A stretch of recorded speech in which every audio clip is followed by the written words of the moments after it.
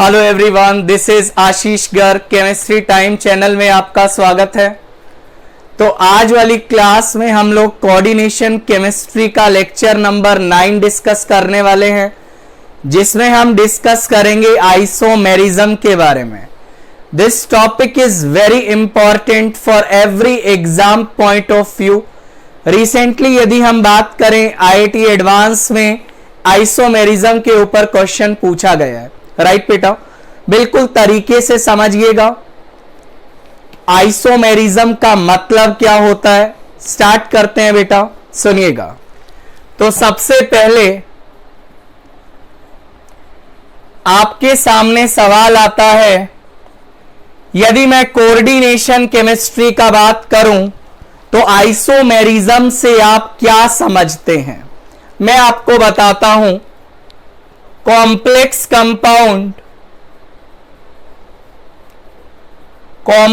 compound which have the same molecular formula but different structural formula and spatial arrangement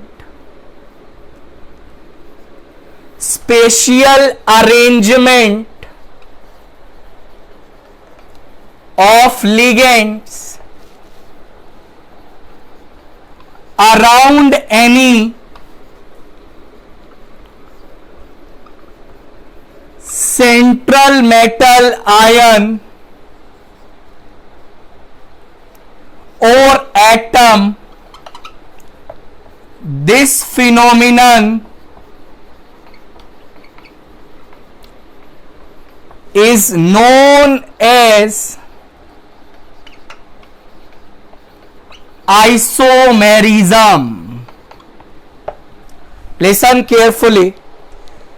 Complex compounds having the same molecular formula but different structural formula of different spatial arrangement of ligands around any central metal ion or atom. Basically ligands का space में arrangement कैसा है, या कोई ligand central metal के across किस तरीके से कॉम्प्लेक्स कंपाउंड में इन्वॉल्व हो रहा है। इस फिनोमिनन को आप क्या नाम देते हैं बेटा? आइसोमेरिज्म का नाम देते हैं।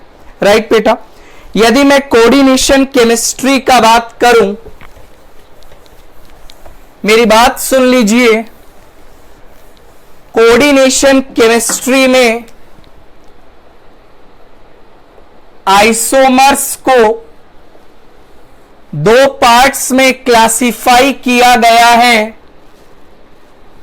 One is the structural isomer, another one is the stereoisomers. Coordination chemistry में आइसोमर्स को दो पार्ट्स में बांटा गया है। One is the structural isomer, one is the stereo isomer. Structural isomer क्या होता है, स्टीरियो आइसोमर क्या होता है, सारी चीज का डिस्कशन बेटा किया जाएगा। स्ट्रक्चरल आइसोमर को फर्दर कुछ पार्ट्स में बांटा गया है। First one is ionization isomer, second one is hydrate isomer, जिसको आप लोग सोलवेट आइसोमर का नाम भी देते हैं। Third one is linkage isomer, fourth one is coordination isomer, fifth one is coordination position isomer, Last one is ligand isomer. इसके अलावा एक और कैटेगरी होती है दैट इज पॉलीमेराइजेशन आइसोमर की, उसको स्टडी करने का रिक्वायरमेंट नहीं है। स्टीरियो आइसोमर्स को दो पार्ट्स में बांटा गया है। One is the geometrical isomer and another one is the optical isomer. तो ये सारा क्लासिफिकेशन हमें पढ़ना है। आइसोमर्स को दो पार्ट्स में बांटा गया है, one is the structural, one is the stereo. Structural isomer को फर्दर कैटेगराइज किया गया है। सारे आइसोमर को स्टडी करेंगे। आज वाली क्लास में जो हम डिस्कस करने वाले हैं वो हम डिस्कस करेंगे बेटा स्ट्रक्चरल आइसोमर के बारे में। राइट बेटा, चलिए स्टार्ट करते हैं। स्ट्रक्चरल आइसोमर क्या होता है उसको अपन स्टडी करते हैं। मेरी बात सुनिएगा ध्यान से। हम लोग डिस्कस कर रहे हैं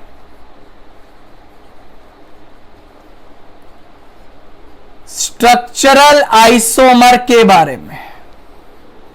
सबसे पहले तो डेफिनेशन क्या होती है वो आप जान लीजिए।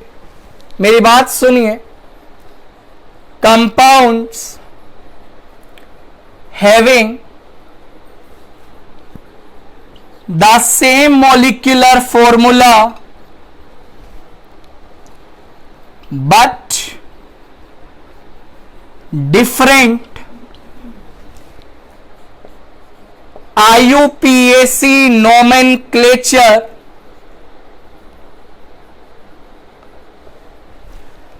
ऐसे कंपाउंड्स जिनका मोलिकुलर फॉर्मूला सेम होता है बट उनका IUPAC नोमेनक्लेचर अलग होता है, ऐसे कंपाउंड्स को आप लोग स्ट्रक्चरल आइसोमर की कैटेगरी में बेटा डालते हैं।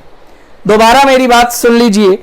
जब भी आपके सामने कभी स्ट्रक्चरल आइसोमर वर्ड आएगा तो एक पिक्चर दिमाग में बिल्कुल क्लियर बना लेना, which have the same molecular formula but structural formula आपको क्या मिलेगा, डिफरेंट मिलेगा। या मैं बोलूं IUPAC नोमेनक्लेचर आपको क्या मिलेगा बेटा, डिफरेंट मिलेगा। राइट बेटा, अब इसकी फर्दर जो कैटेगरी है उसको अपन एक एक करके स्टडी करते हैं। पहला कैटेगरी क्या है बेटा वो समझिए। Ionization isomer.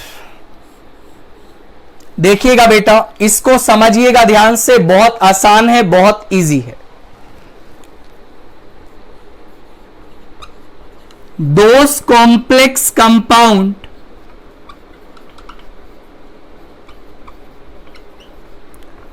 in which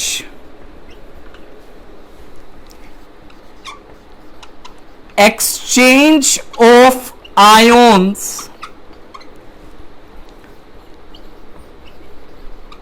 takes place between coordination sphere and ionization sphere।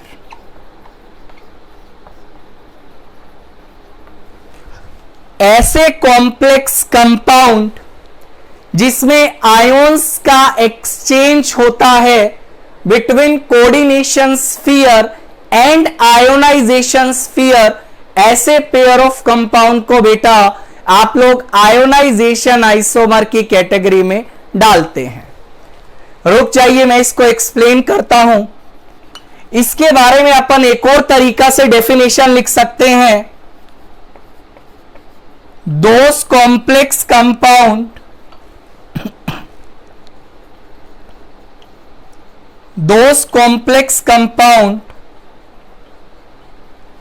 which gives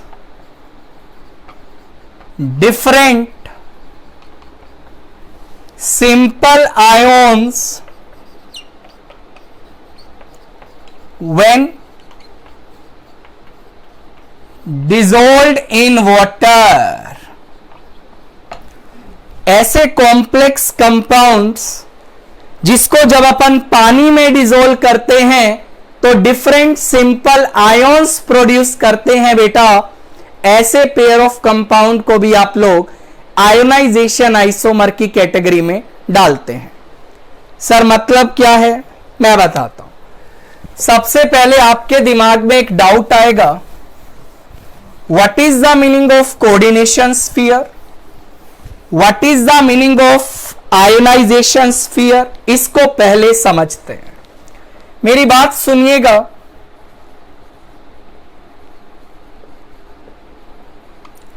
coordination sphere का मतलब क्या होता है?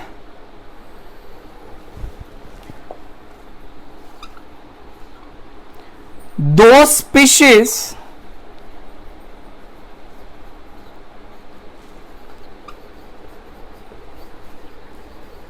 which are present in square bracket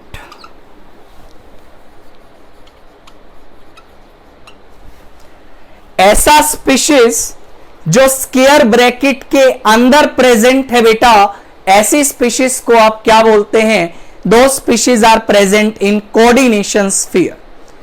जो स्पीशीज स्क्वायर ब्रैकेट के बाहर प्रेजेंट है, either on the left side और ऑन द राइट साइड, तो आप क्या बोलेंगे बेटा? ऐसी स्पीशीज आपकी आयोनाइजेशन स्फीयर में प्रेजेंट है। मेरी बात सुनिए, जैसे मान लीजिए हमने बोला K3Fe साइनाइड 6। यदि मैं आपसे बोलूं स्क्वायर ब्रैकेट के अंदर ये जो भी चीज है, इस पर्टिकुलर स्पीशीज को बोला जाता है, या मैं बोलूं इन स्पीशीज को बोलते हैं that are present in the coordination sphere. Square bracket के अंदर वाला पार्ट, ये सारा बेटा कोऑर्डिनेशन स्फीयर में आता है।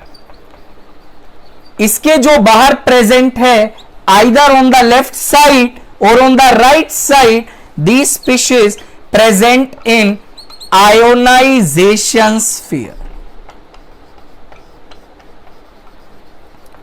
राइट बेटा। अब आयोनाइजेशन आइसोमर में क्या होता है? आयोन्स का एक्सचेंज होता है। कहां से कहां होता है? कोऑर्डिनेशन स्फीयर से आयोनाइजेशन स्फीयर के बीच में। और ऐसे पेयर ऑफ कंपाउंड को आप लोग किस कैटेगरी में डालते हैं? आयोनाइजेशन आइसोमर की कैटेगरी में डालते हैं। जैसे मान लीजिए मैंने आपको एग्जांपल दिया,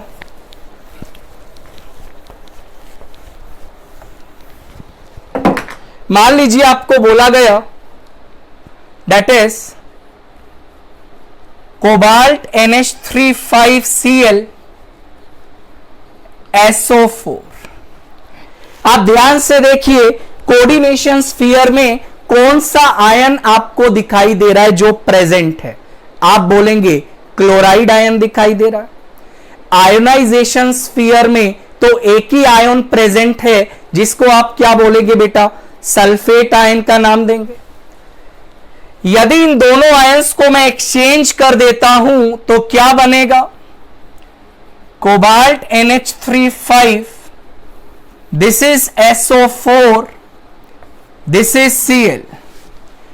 इसको मैंने 1 बोला, इसको मैंने 2 बोला। यदि एग्जामिनर पूछे 1 और 2 में रिलेशन बताइए, तो बेटा आंसर क्या आ जाएगा?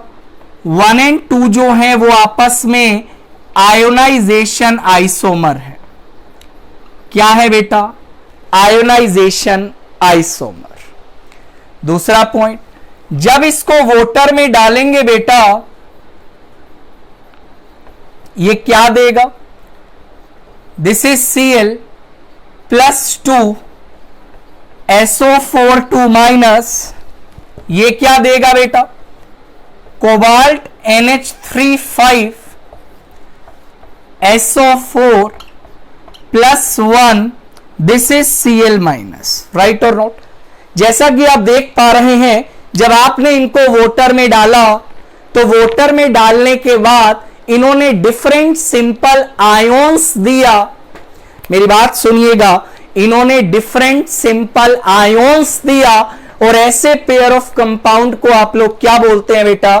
आयोनाइजेशन आइसोमर बोलते हैं। आगे सुनिएगा, जब आप इसमें बेटा बेरियम क्लोराइड का एक्वस सॉल्यूशन डालते हैं तो आपको बेरियम सल्फेट का व्हाइट पीपीटी देखने को मिलता है। सिमिलरली यदि आप इसमें सिल्वर नाइट्रेट ऐड करते हैं तो आपको बेटा AgCl का व्हाइट पीपीटी देखने को मिलता है। यह इंफॉर्मेशन भी आपको पता होनी जरूरी है कि किस कलर का पीपीटी आपके पास बेटा तैयार होता है। This is fine.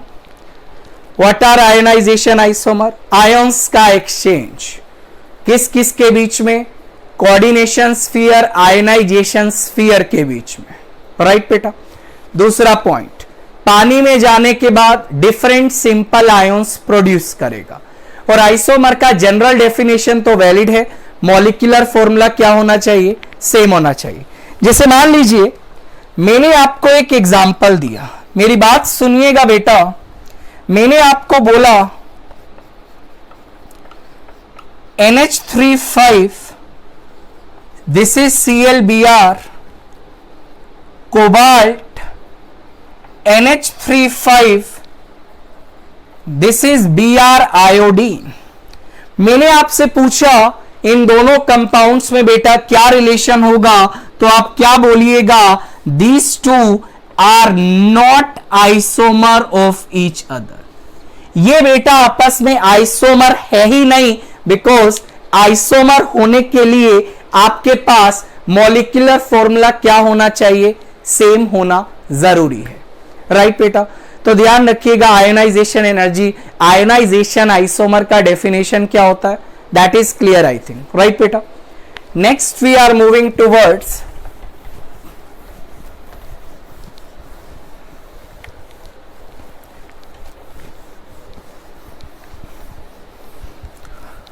आगे हम चल रहे हैं बेटा किसके ऊपर? दैट इज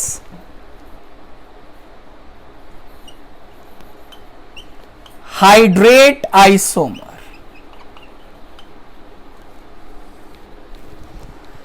हाइड्रेट आइसोमर की बात करते हैं बेटा। टॉपिक काफी इंपॉर्टेंट है, काफी सिंपल है। स्टार्ट करें, देखिएगा।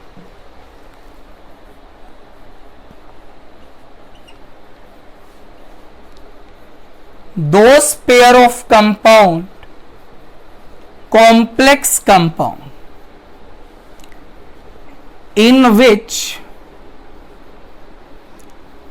exchange of water molecule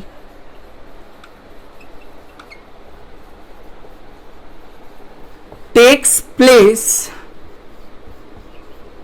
between coordination sphere and ionization sphere।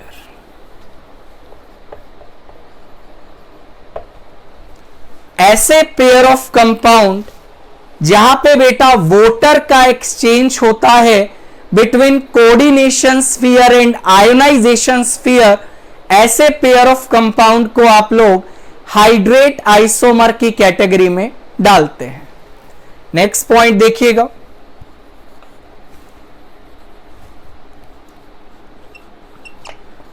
For complex compound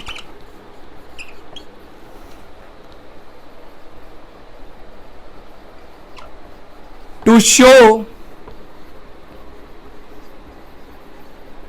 hydrate isomer there must be positive charge present on the complex। ये बेटा पॉइंट थोड़ा इंपॉर्टेंट है, काफी इंपॉर्टेंट पॉइंट है, इसको आप समझ लीजिए बेटा। किसी कॉम्प्लेक्स का हाइड्रेट आइसोमर जब भी पॉसिबल होगा जब कॉम्प्लेक्स के ऊपर पॉजिटिव चार्ज होगा। पॉजिटिव चार्ज आइदर +1 हो सकता है, +2 हो सकता है, +3 हो सकता है। मतलब कॉम्प्लेक्स के ऊपर 0 चार्ज नहीं होना चाहिए। यदि आपको 0 चार्ज दिखाई देता है तो उसको आप हाइड्रेट आइसोमर की कैटेगरी में कंसीडर नहीं करेंगे। जैसे मैं आपको एक एग्जांपल देता हूं, उसकी हेल्प से आप समझिएगा। मेरी बात सुनिए बेटा, जैसे मान लीजिए मैंने आपको बोला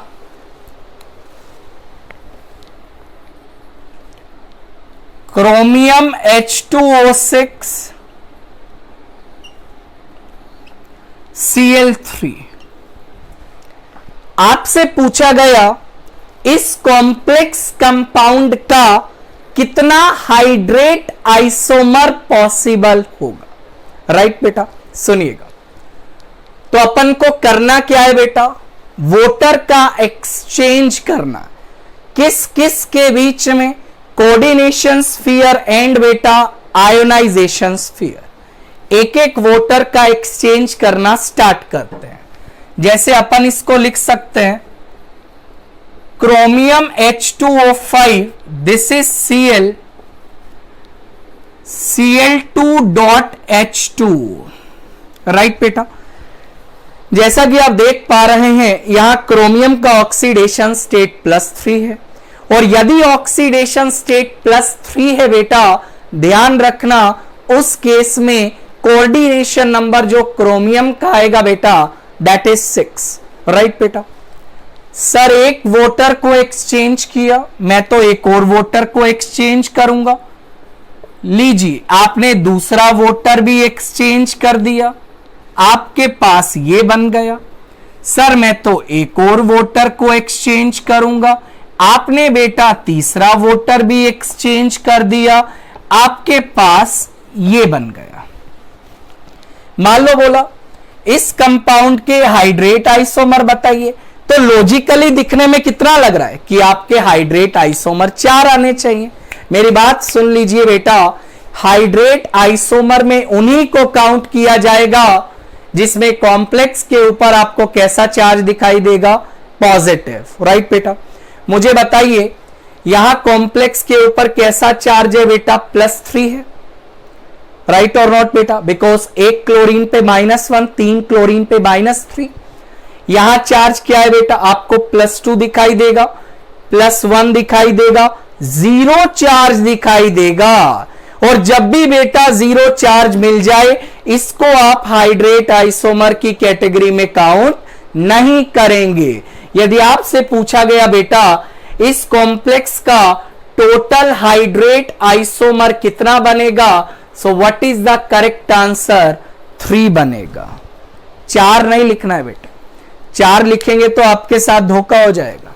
कितना लिख के आना है, 3 लिख के आना है। ध्यान रखना इस आइसोमर को हाइड्रेट आइसोमर में काउंट नहीं करेंगे। राइट बेटा, स्टार्ट करें। चलिए मैं आपसे एक एग्जांपल डिस्कस करता हूं, मेरी बात सुनिएगा। जैसे मान लो मैंने आपसे एक सवाल पूछा, that is chromium NH3 this is Cl, this is water. Right बेटा, अच्छा एक काम करते हैं अपन, और यहां पे अपन लगा लेते हैं बेटा यदि चलिए ऑक्जेलेटो लगा लेते हैं, सल्फेट लगा लेते हैं। मुझसे बोला गया क्या ये कॉम्प्लेक्स आपका आयोनाइजेशन आइसोमर दिखाएगा, तो आपके दिमाग में क्या आना चाहिए, आयोनाइजेशन आइसोमर का डेफिनेशन आना चाहिए। डेफिनेशन क्या बोलता है, आयोन्स का एक्सचेंज। आप बोलेंगे सर आप Cl और सल्फेट को एक्सचेंज कर दीजिए, आयोनाइजेशन आइसोमर तो आपको दिख जाएगा। मतलब बेटा यदि आपसे पूछा गया क्या ये कॉम्प्लेक्स आयोनाइजेशन आइसोमर दिखा सकता है, what is the correct answer, दिखा सकता है। बट दूसरे ही पल में मैंने आपसे सवाल पूछा क्या ये मॉलिक्यूल हाइड्रेट आइसोमर दिखा सकता है, तो बेटा हाइड्रेट आइसोमर दिखाने के लिए आपको वोटर का एक्सचेंज करना पड़ेगा। करके देखते हैं। आपको ये कॉम्प्लेक्स दिया गया, this is Cl, this is water, this is sulphate. जब आप इसको वाटर से एक्सचेंज करेंगे बेटा क्या बनेगा? Chromium NH3, this is 4, this is Cl, SO4, this is water. Examiner ने आपसे पूछा क्या ये दोनों एक दूसरे, क्या ये कॉम्प्लेक्स हाइड्रेट आइसोमर दिखा सकता है? आंसर आएगा नहीं दिखा सकता। रीजन, जब आपने इसका हाइड्रेट आइसोमर बनाया तो कॉम्प्लेक्स के ऊपर चार्ज कितना दिखाई दिया बेटा? 0। और आप जानते हैं हाइड्रेट आइसोमर में कॉम्प्लेक्स के ऊपर 0 चार्ज अलाउड नहीं है। Are you getting the point? Yes और नो में जवाब दीजिए। Hydrate isomer is clear.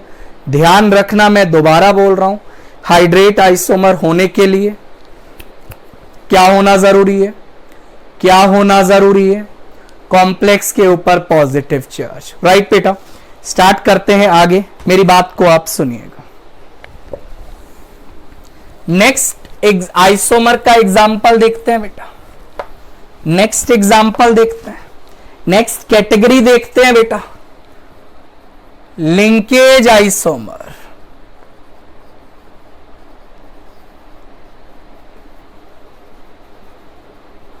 Sir linkage isomer क्या होता है? ये तो मैं जानता ही नहीं हूं, मैं आपको बताता हूं। देखो यार, ये स्ट्रक्चरल आइसोमर की कैटेगरी में आता है, मतलब वो डेफिनेशन तो इसके लिए ट्रू है जो स्ट्रक्चरल आइसोमर के लिए अपन अप्लाई करते हैं। राइट बेटा, लिंकेज आइसोमर में क्या होता है? मेरी बात सुनिए। इन this isomer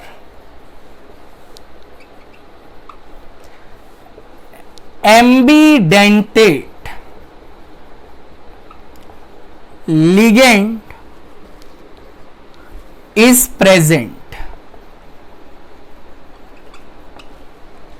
Point number 2, this ambidentate, या मैं बोलूं in this isomer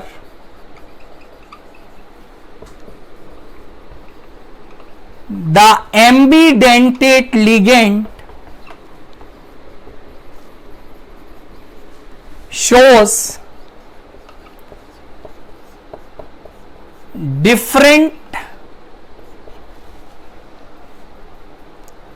attachment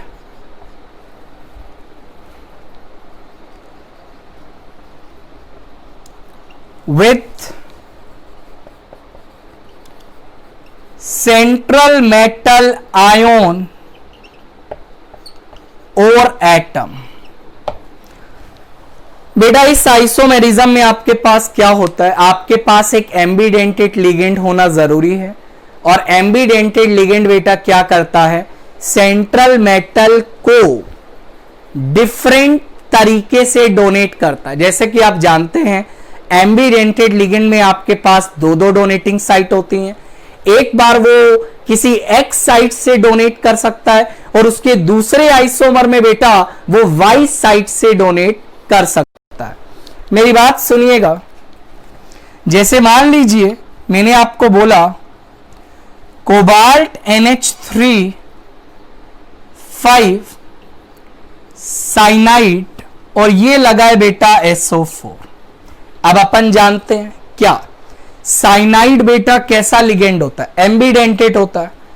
carbon यदि कोबाल्ट के सामने लिखा है तो आपको क्या एज्यूम करना है? जो लिंकेज हो रही है वो कार्बन से है, मतलब बेटा कोबाल्ट को जो क्लाउड डोनेट कर रहा है वो कौन डोनेट कर रहा है?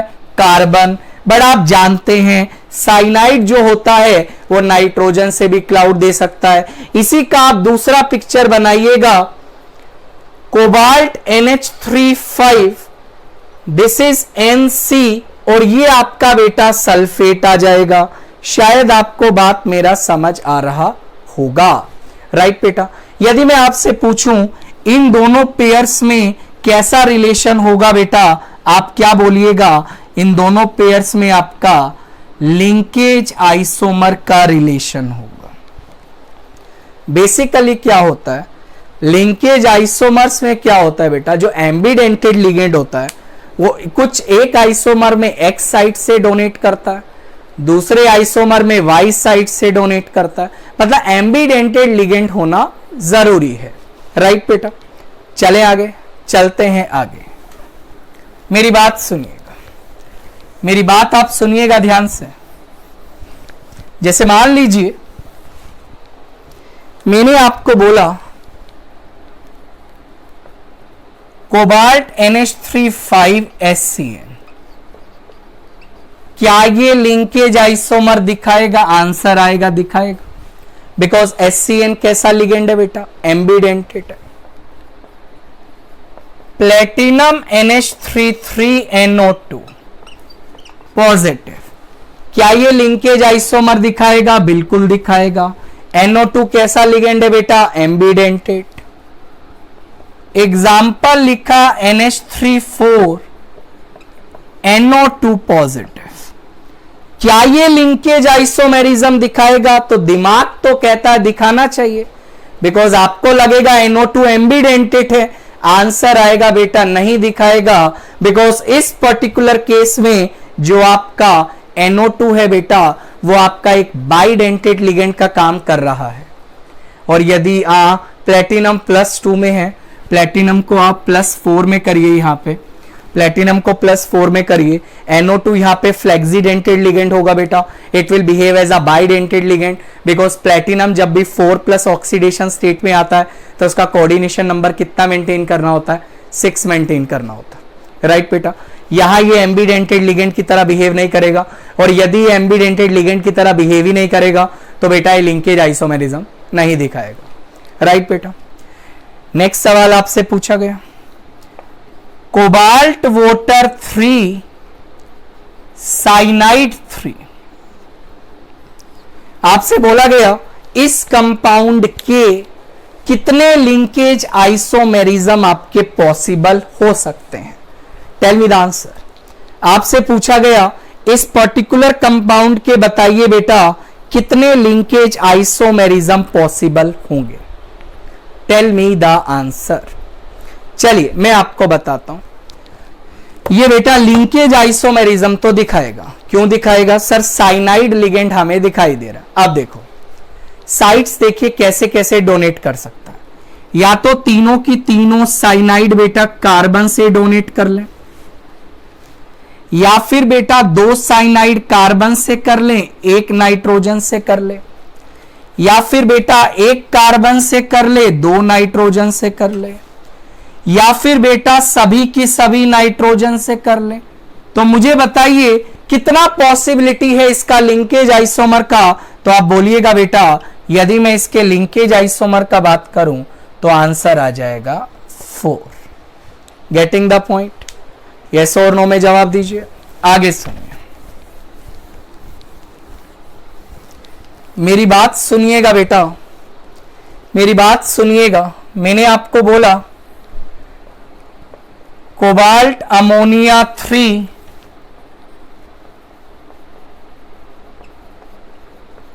NO2 HCN साइनाइड, 3 लिगेंड है बेटा, तीनों की तीनों एम्बीडेंटेड है बेटा। और आपसे पूछा गया है इस पर्टिकुलर केस में आप लोग टोटल लिंकेज आइसोमर कितने बनाएंगे? टोटल लिंकेज आइसोमर बेटा आपसे पूछे जा रहे हैं। Can you please tell me the answer?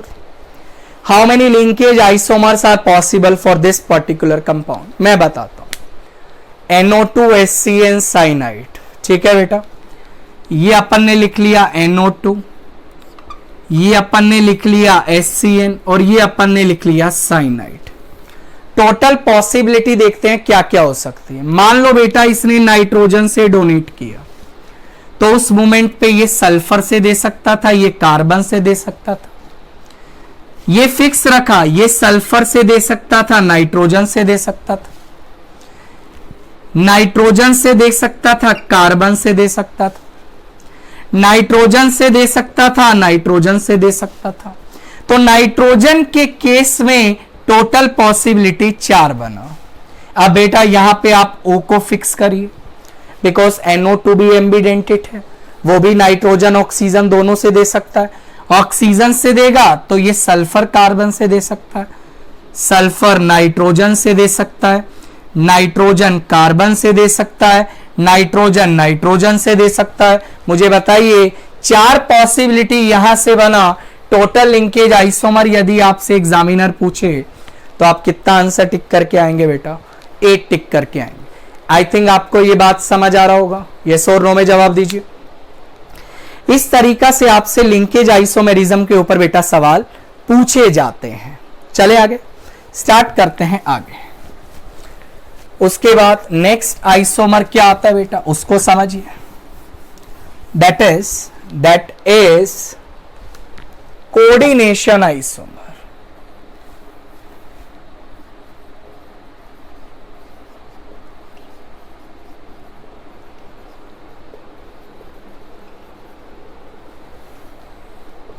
पहला point, in this isomer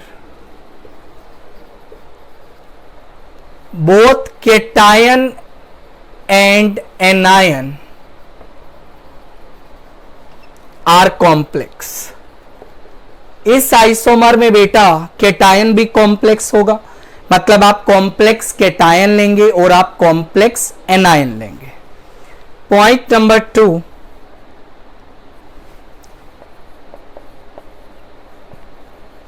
for the molecule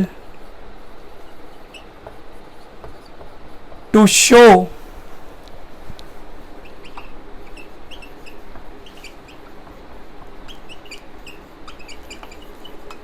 coordination isomer,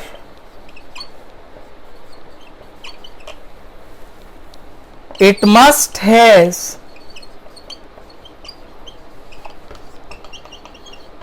some charge। ध्यान रखना बेटा, कोई भी कॉम्प्लेक्स कोऑर्डिनेशन आइसोमर जब ही शो करेगा जब कॉम्प्लेक्स के ऊपर चार्ज होगा। यदि केटायन और एनायन यदि कॉम्प्लेक्सिस के ऊपर 0-0 चार्ज आ गए, उस आइसोमर को आप कोऑर्डिनेशन आइसोमर की कैटेगरी में कंसीडर नहीं करेंगे। पॉइंट नंबर 3 जो डेफिनेशन है, इन this isomerism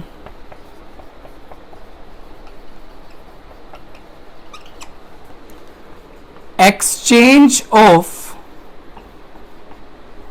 ligands takes place from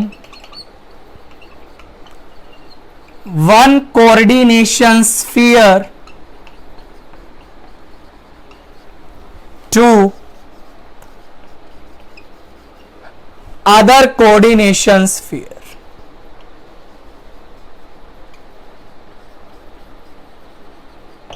ध्यान रखना बेटा, इस आइसोमेरिज्म में क्या होता है, कॉम्प्लेक्स केटायन और कॉम्प्लेक्स एनायन के बीच में लिगेंड्स का एक्सचेंज होता है, और इसको आप किस कैटेगरी में डालते हैं बेटा?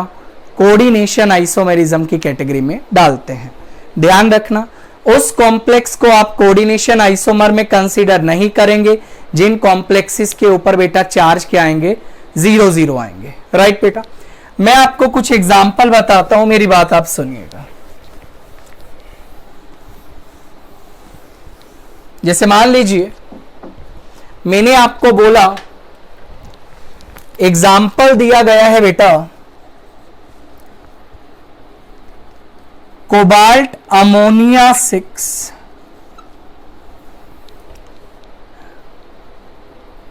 Chromium Cl6। आपसे पूछा गया कॉम्प्लेक्स केटायन भी है एनायन भी है, आपसे टोटल कोऑर्डिनेशन आइसोमर पूछे जा रहे हैं। आप क्या करिए बेटा, लिगेंड्स का एक्सचेंज करना स्टार्ट करिए, एक एक लिगेंड्स को उठाइए और एक्सचेंज करते चलिए। मैं आपको बताता हूं, सुनिएगा। क्या मैं एक पॉसिबिलिटी ये बना सकता हूं, NH3 एक Cl यहां पे आ गया, क्रोमियम Cl5 और ये आ गया बेटा NH3, दो एक्सचेंज करिए, कोबाल्ट NH3 NH34 मेरी बात सुन लीजिए, यहां पे क्या आएगा Cl2, this is chromium NH32 Cl4, cobalt NH33Cl3, chromium NH3 thrice Cl3, cobalt NH32 Cl4, chromium NH34 Cl2, cobalt NH3 Cl5, chromium NH35Cl, cobalt Cl6, this is chromium NH36। आपसे पूछा गया कोऑर्डिनेशन आइसोमर, तो एक बार तो ऐसा लगता है कि इसका कोऑर्डिनेशन आइसोमर 7 आएगा, जो आपको दिया गया उसको भी काउंट करना होता है। रियलिटी में जब आप आंसर पाइएगा तो इसका बेटा कोऑर्डिनेशन जो आइसोमर आएगा, मेरी बात सुन लीजिए, दैट इज इक्वल टू 6 आएगा। कैसे आया? इनमें से आपको वो कॉम्प्लेक्स कंसीडर नहीं करना है बेटा जिसके ऊपर चार्जेस क्या है 0 0। मैं आपको बताता हूं, +3 चार्ज है, -3 है, +2 है, -2 है, +1 है, -1 है, 0 है, 0 है, -1 +1, -2 +2, -3 +3। ध्यान रखना, ये जो आपका कॉम्प्लेक्स है बेटा, इसको आप कोऑर्डिनेशन आइसोमर की कैटेगरी में नहीं डालेंगे, बिकॉज कोऑर्डिनेशन आइसोमेरिज्म एग्जिस्ट होने के लिए कैटायन एनायन या चार्जेस होना मस्ट रिक्वायर्ड है। राइट बेटा, ध्यान रखिएगा, कोऑर्डिनेशन आइसोमर्स आपसे पूछे जा सकते हैं। मेरी बात सुनिए, मैं आपको बताता हूं बेटा, मेरी बात को आप सुन लीजिए, सुनिएगा।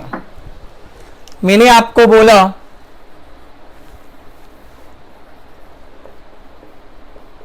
प्लेटिनम NH34, प्लेटिनम Cl4, इसका कोऑर्डिनेशन आइसोमेरिज्म बताना है, कितना बनेगा। प्लेटिनम NH34 निकल Cl4, इसका भी बताना है। ये बेटा आपका होमवर्क है, जिसका आंसर आपको मुझे कमेंट बॉक्स में लिख के बताना है। मैं आपके आंसर का इंतजार करूंगा। राइट बेटा, क्या कॉम्प्लेक्स है? प्लेटिनम, मेरी बात सुन लीजिए, NH34 प्लेटिनम Cl4 SCN2। एक सेकेंड रुक जाइए, +2 चार्ज लेते हैं, -2 लेंगे, नाउ इट्स फाइन।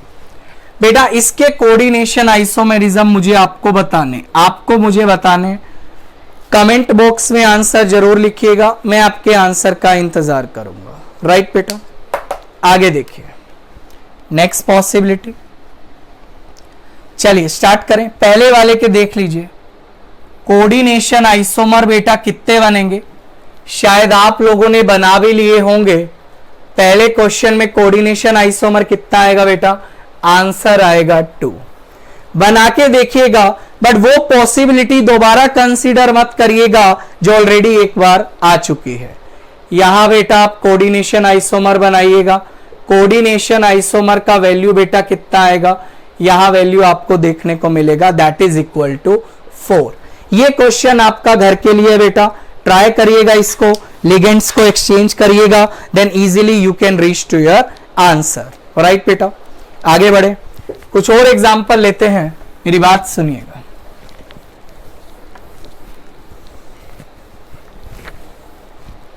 आपसे पूछा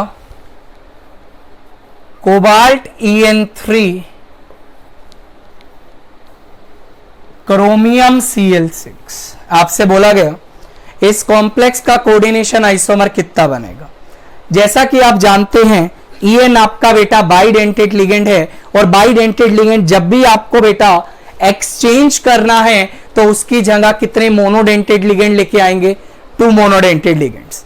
मेरी बात सुनिएगा, एक EN को भेजा, कोबाल्ट EN2 2 Cl आ गए, ये बन जाएगा chromium Cl4, this is EN। 2 EN को भेजा, Cl4, ये बन जाएगा क्रोमियम Cl2 EN2। 3 को भेजा, कोबाल्ट Cl6, ये बन जाएगा क्रोमियम EN, दैट इज 3। अब इसमें से आपको वो आइसोमर कंसीडर नहीं करना है जिसके ऊपर 0 चार्ज है बेटा। अच्छी बात मैं आपको बता देता हूं, इसमें आपका कोई भी कॉम्प्लेक्स ऐसा नहीं है जिसके ऊपर 0 चार्ज आए। तो बेटा इस केस में आपका जो कोऑर्डिनेशन आइसोमर आएंगे दैट इज इक्वल टू 4 आएंगे। तो इस टाइप के एग्जाम्पल भी आपको एग्जाम में देखने को मिल सकते हैं। आप इस टाइप के एग्जाम्पल को भी बेटा बहुत ध्यान से टैकल करिएगा। स्टार्ट करते हैं आगे। So this is all about your coordination isomer. उसके बाद बेटा नेक्स्ट आइसोमर की तरफ चलते हैं, जिसको आप क्या नाम देते हैं? That is coordination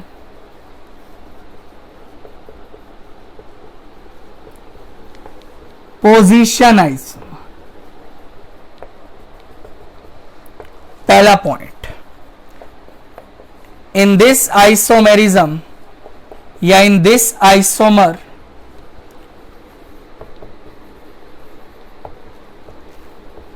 bridging ligands are present. पहला पॉइंट है बेटा, this isomerism is shown in polynuclear complexes। polynuclear complexes का मतलब क्या होता है बेटा? जहां पे आपको एक से ज्यादा सेंट्रल एटम दिखाई देता है। पॉइंट नंबर 3 होता क्या है? इन this isomer exchange of terminal ligands takes place from one metal atom to the other metal atom। ध्यान रखिएगा बेटा, टर्मिनल लिगेंड्स का यहां पे एक्सचेंज होता है एक मेटल से दूसरे मेटल पे। मैं आपको एग्जांपल बताता हूं, बहुत सिंपल है, समझिएगा। देखिए बेटा,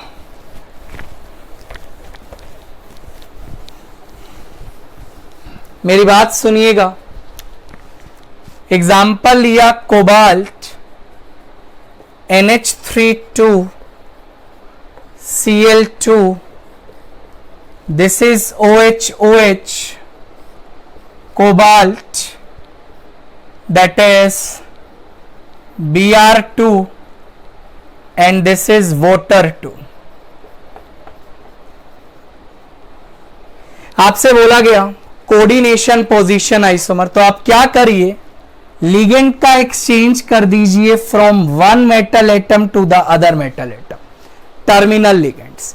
मान लो Cl को हटाया, एक Cl को, Cl की जगह Br ले आए, क्या बन जाएगा बेटा? ClBr, this is cobalt, OH cobalt, water 2 BrCl।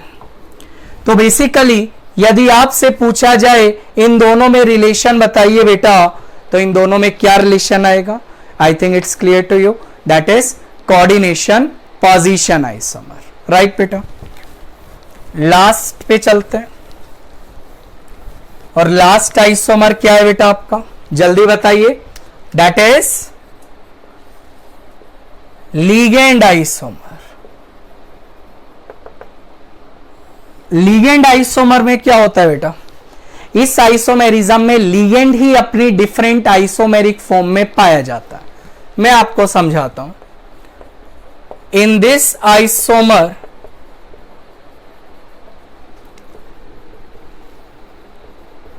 ligand itself exists in two different isomeric form। जैसे मैंने बोला, एक लिगेंड मैंने ये लिखा जिसको बोला जाता है बेटा TN, नाम क्या होता है, ट्राइमिथाइलिन डाइअमाइन। एक बेटा आपका ये भी पॉसिबिलिटी है NH2, इसको बोला जाता है PN, that is propylene diamine. तो कभी कभी क्या होता है बेटा, लिगेंड ही अपनी डिफरेंट आइसोमेरिक फॉर्म में पाया जाता है। जब ये दोनों फॉर्म्स बेटा किसी दो कॉम्प्लेक्स में आएंगी तो ऐसे आइसोमर्स को आप क्या नाम देंगे, लिगेंड आइसोमेरिज्म। एग्जाम्पल के लिए cobalt NH3 thrice, this is Cl, this is PN, this is SO4। Cobalt NH3, this is thrice, this is Cl, this is PN, this is SO4। आप देख पा रहे हैं this is TN। आप देख पा रहे हैं बेटा दोनों केस में क्या है, लिगेंड्स ही अपनी डिफरेंट आइसोमरिक फॉर्म में पाया जाता है और ऐसे आइसोमर को आप क्या नाम देते हैं, लिगेंड आइसोमेरिज्म की कैटेगरी में डालते हैं। मेरी बात सुनिए बेटा, मेरी बात सुनिए बेटा। जैसे आपका मैं दो ग्रुप लिखने जा रहा हूं, एलाइल बोलते हैं बेटा, इसको आप ऐसा भी बना सकते हैं।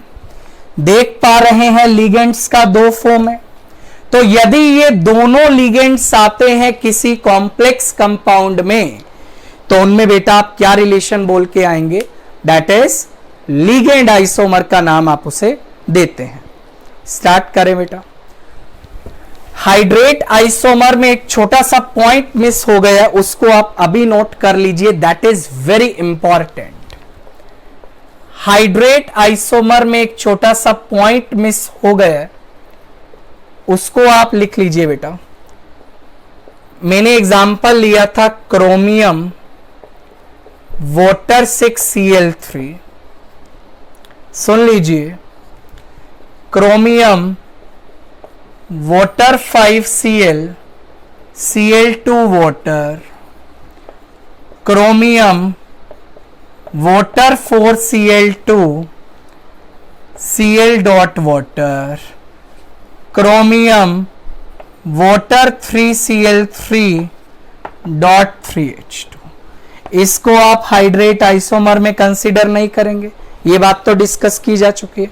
अब देखो, कभी कभी बेटा क्या करता है, कॉन्सेंट्रेटेड H2SO4 का यूज करता है, और बेटा ध्यान रखना इट इज अ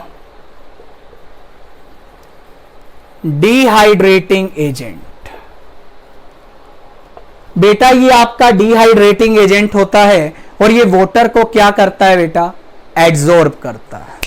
मेरी बात सुनिएगा, एक पॉइंट जो बहुत इंपॉर्टेंट है बेटा, ये उन्हीं वाटर्स को एब्जॉर्ब करेगा जो आपके आयोनाइजेशन स्फीयर में क्या होंगे, प्रेजेंट होंगे।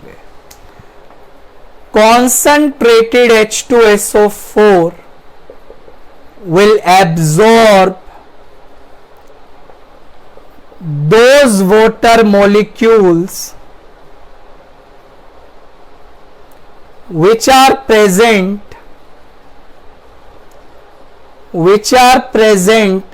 in ionization sphere। जैसे मान लीजिए आपको बोला गया ये पर्टिकुलर कॉम्प्लेक्स आपको दिया गया, हमने इसमें H2SO4 डाला और ऐसा बोला गया कॉम्प्लेक्स के मास में 36 ग्राम का कमी पाया गया। यदि 36 ग्राम का कमी पाया गया तो बेटा वो कॉम्प्लेक्स कौन सा होगा? थर्ड वाला होगा। थर्ड वाटर मॉलिक्यूल में 2 वाटर है आयनाइजेशन स्फीयर में, और आप जानते हैं वही वाटर एब्जॉर्ब होगा जो आयनाइजेशन स्फीयर में होगा। 2 मोल्स वाटर का मास क्या होता है? 36 होता है। इस पॉइंट को भी आप लोग नोट कर लीजिएगा, राइट बेटा। So this is all about your structural isomerism. इसके अलावा कोई क्वेश्चन आपका नहीं रुकेगा, खूब प्रैक्टिस करिएगा। जिस बुक से आप करना चाहते हैं स्ट्रक्चरल आइसोमर का सवाल आप बना पाएंगे। नेक्स्ट क्लास में मिलेंगे बेटा ज्योमेट्रिकल आइसोमेरिज्म के साथ। फिलहाल के लिए आप लोग अपना ध्यान रखिए। वीडियो अच्छा लगा तो चैनल को लाइक करिए, सब्सक्राइब करना मत भूलिएगा, अपने दोस्तों के बीच में शेयर करिएगा। अपना ध्यान रखिए। टेक केयर बेटा, बाय।